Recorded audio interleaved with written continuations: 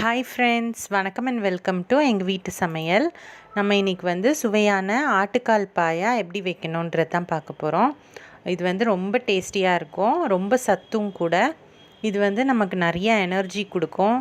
தவிர வந்து போன்ஸு ஜாயின்ஸுக்கெலாம் வந்து ரொம்ப நல்லது.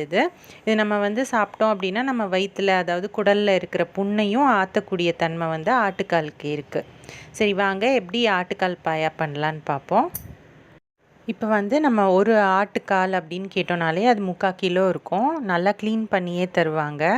இந்த மாதிரி தான் இருக்கும். ஸோ எலும்பு இருக்கும், அதை சுற்றி வந்து ஃப்ளெஷ் இருக்கும். அந்த எலும்பும் ஃப்ளெஷ்ஷும் சேர்ந்து சாப்பிடும்போது ரொம்ப நல்லாயிருக்கும். இதை வந்து நம்ம ஃபஸ்ட்டு குக்கரில் நல்லா சுத்தம் பண்ண ஆட்டுக்காலை குக்கரில் நம்ம வந்து சேர்த்துக்கலாம்.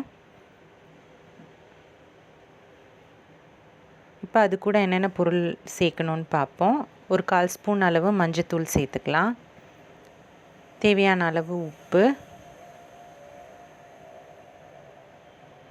கரம் மசாலா 1/4 ஸ்பூன், மிளகாத்தூள் 1/4 ஸ்பூன், இஞ்சி பூண்டு பேஸ்ட் 1 ஸ்பூன். நெக்ஸ்ட் வந்து தனியாத்தூளும் ஒரு 1/4 ஸ்பூன் வந்து நம்ம ஆட் பண்ணிக்கலாம்.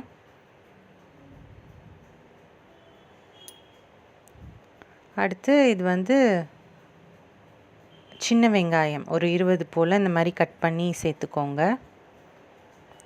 நம்ம வந்து முழுகிற அளவுக்கு, அந்த கால்லாம் முழுகிற அளவுக்கு தண்ணி ஆட் பண்ணிக்கலாம்.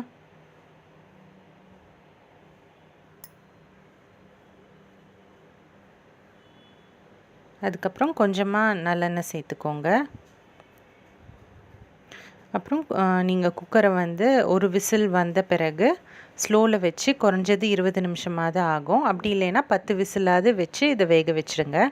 ஆட்டுக்கால் வேகிறதுக்கு வந்து டைம் பிடிக்கும். அதனால் ஒரு சைடு வேக வச்சுட்டு நெக்ஸ்ட்டு சைடில் அதுக்கு தேவையான மசாலா என்னென்னன்றதை நம்ம பார்த்துக்கலாம். அடுத்த சைடு வந்து ஒரு கடாயில் 3லேருந்து 4 டேபிள் ஸ்பூன் போல் எண்ணெய் சேர்த்துக்கோங்க. தாளிக்கிறதுக்கு வந்து பிரிஞ்சி இலை,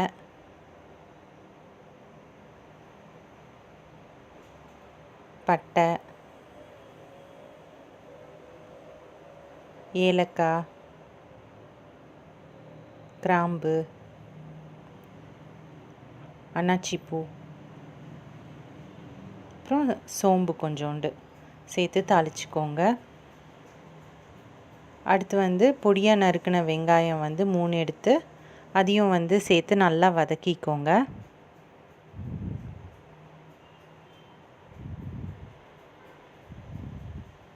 இது வந்து நல்லா வதங்கின விட்டு ஒரு 3 பச்சை மிளகாய் கீரி சேர்த்துக்கோங்க.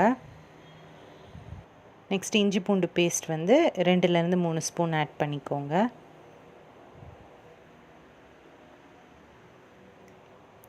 இதோட பச்சை வாசனைலாம் போன பிறகு தக்காளி வந்து, அதுக்கு முன்னாடி மஞ்சத்தூள் சேர்த்துக்கோங்க. இது வந்து காஷ்மீரி சில்லியும் நார்மல் சில்லி பவுடரும் மிக்ஸ் பண்ணி நாங்கள் சேர்த்துருக்கோம். மிளகாத்தூள், தனியாத்தூள் சேர்த்து அதை வதக்கிக்கோங்க.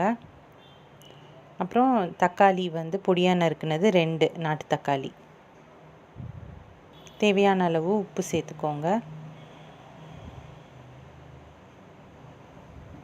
இது வந்து நல்லா வதங்கணும், நல்லா எண்ணெய் பிரிஞ்சு வதங்கணும். நெக்ஸ்ட்டு கொஞ்சமாக தண்ணி சேர்த்து அதை மூடி வச்சுக்கோங்க. இது நல்லா குழஞ்சி மசிஞ்சிடும். இப்போ வந்து தேங்காய் மசாலா என்னன்றதை பார்ப்போம். ஒரு 1/4 மூடி அளவு தேங்காய் எடுத்துக்கோங்க. அதுக்கப்புறம் 1 ஸ்பூன் போல் கசகசா, 1/2 ஸ்பூன் போல் சோம்பு, இது 2த்தையும் சேர்த்து நீங்கள் வந்து மிக்சியில் நல்லா அரைச்சிடுங்க. இப்போ நம்மளோட ஆட்டுக்கால் வந்து நல்லா வெந்திருக்கும். நம்ம பார்ப்போம். பாருங்கள், நல்லா எண்ணெய் பிரிஞ்சு நல்லா வெந்திருக்கு ஆட்டுக்கால். இப்போ நம்மளோட வெங்காயம் தக்காளி வந்து நல்லா வதங்கிருச்சு. இப்போ இதில் வந்து நம்ம வேக வச்சுருக்க ஆட்டுக்கால் வந்து இதில் சேர்த்துக்கலாம். சேர்த்து இதை நல்லா மிக்ஸ் பண்ணி விடுங்க. இது வந்து நல்லா கொதிக்கணும். நல்லா கொதிக்க விட்டு நம்ம அரைச்சி வச்சுருக்க அந்த தேங்காய் மசாலாவை இதில் ஆட் பண்ணுங்கள். இதை ஆட் பண்ணி ஒரு 5 நிமிஷமாவது இதில் வந்து கொதிக்க விடணும்.